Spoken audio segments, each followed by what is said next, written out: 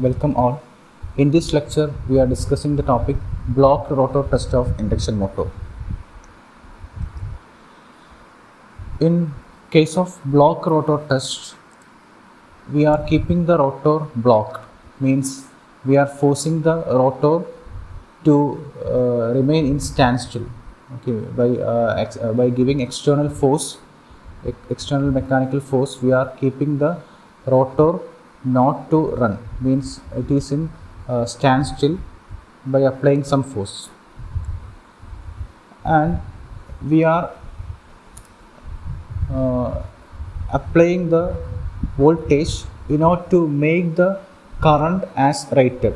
So as the rotor is blocked, the current can rise to rated value even though we are giving a reduced voltage.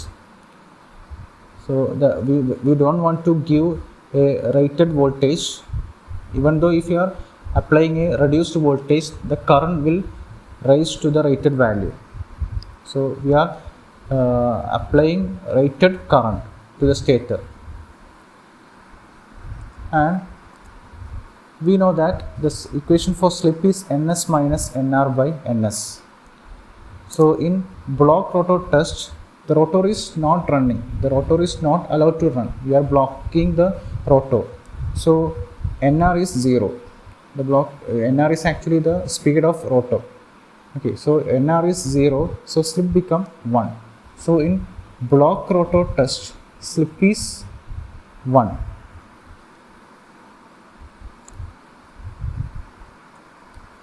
So we know that this is the equivalent circuit of an induction motor. So as we discussed, now the slip is 1. So this S become 1 here. So this term become R dash is 0. It's 1 minus 1. Okay, so it is 0. Means R dash is 0 means it's a short circuit. Okay, this is short circuit. So maximum current is flowing. Okay, maximum current is flowing. Even though at reduced voltage, the current is maximum because the RL means the load is maximum. Okay, load is maximum. So that is why the current is rising to the rated value even though at reduced voltage. Okay, so this is why we are comparing the block rotor test of an induction motor to short circuit test of a transformer. The no load test that we discussed in the previous lecture is compared to open circuit test of transformer, because we were getting an open circuit here in no load test. In block rotor test, we are getting a short circuit. So it is comparable to the SC test, short circuit test of a transformer. Okay. So if we are applying here a reduced voltage and the current is allowed to flow its rated value ISC. Okay, it is also called short circuit current. Okay, so if you are looking here, this II and IM is depending upon the voltage. Okay, so if this voltage is very low, this II and IM will be very small, means we can neglect these currents, means there is no current like that. Okay, so we can neglect this branch, shunt branch. Okay, so we can approximate, this is actually an approximation. So if we can approximate the equivalent circuit by removing this branch like this. Okay, so it will be a simplified form without any shunt branch, only a series circuit.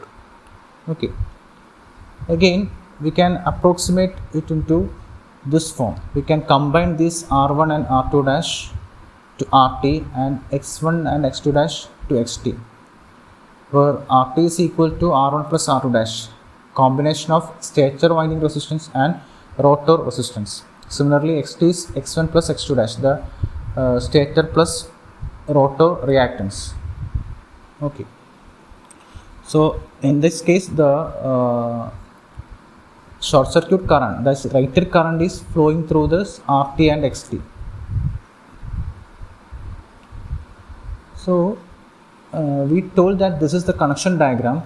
So from connection diagram, we will get the reduced voltage we require to flow the rated current in the blocked condition. means we will get VSC and ISC from the test. Okay, VSC and ISC. If you are conducting this test, we will get VSC and ISC. Obviously, after this conversion for star connection, this is actually the voltage, line voltage, and this is the line current. Okay, so after, according to the connection, if we will get after the conversion VSC and ISC, the phase value. This is the actually the phase value. The equivalent circuit we are drawing for is for a phase. So this is a per phase values, but these are line values. So after this conversion, we will get VSC and ISC. So now we can analyze what results can be obtained from a block rotor test. Okay. Firstly, so if you are looking here now, the WSC will, the wattmeter reading will be the power input taken by the motor under this condition. Okay. So if you are looking here, now the only power taken is for this I square R loss, means the copper loss. Okay, the copper loss means RT is actually the sum of resistance, stator winding resistance and rotor winding resistance. So means the I square R drop is actually here the total copper loss. Okay, the total stator winding copper loss and rotor winding copper loss. So we are getting directly the full copper loss, total copper loss from the WSC reading. Okay, the power input taken is actually the copper loss. Okay, so we will directly get the total copper loss from the wattmeter reading. And again, next we can obtain the block rotor input power factor from this test.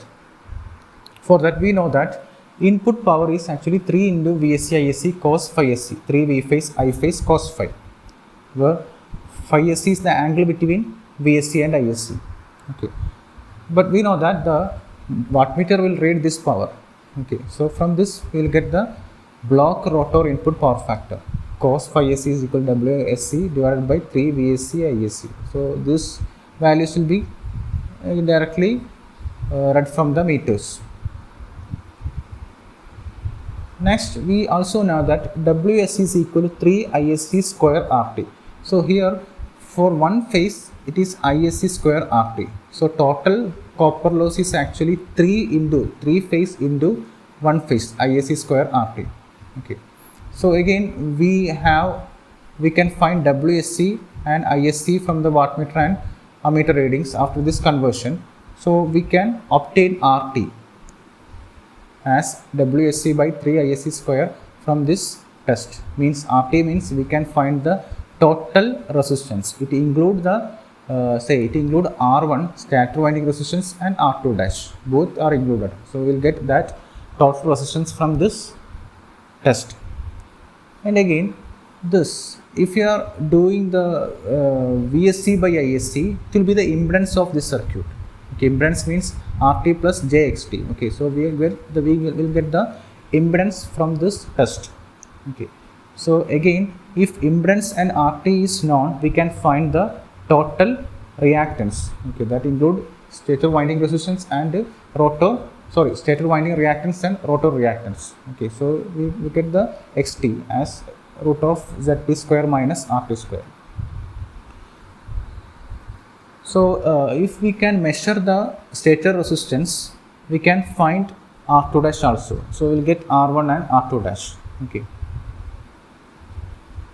And finally, now we told that this ISC is actually the rated current or short circuit current obtained for a reduced voltage.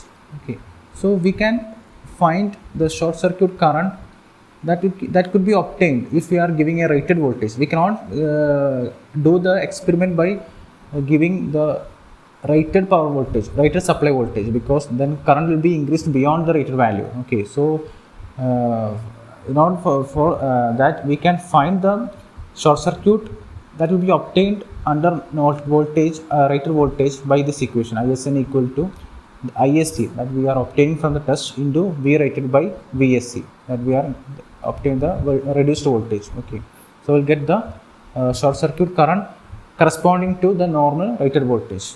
Okay, so So these are the parameters. We can find the copper loss in block rotor input power factor cos phi is C, and the total resistance of the induction motor, means including stator winding resistance and rotor resistance. So the total resistance referred to stator and total reactance referred to stator, and finally the ISN. Okay, so these are the parameters that we can obtain by conducting a block rotor test. Okay, that's all the block rotor test. So in the equivalent circuit parameters, out of the parameters, Ri and Xm can be obtained from no load test, and R1, R2 dash can be obtained from block rotor test if you are measuring the stator winding resistance, and X1, X2 dash by an approximation, both are equal, we can find it from block rotor test. So by doing no load test and block rotor test on an induction motor, we can find all the equivalent circuit parameters. Okay, so we can wind up the session by this. Thank you.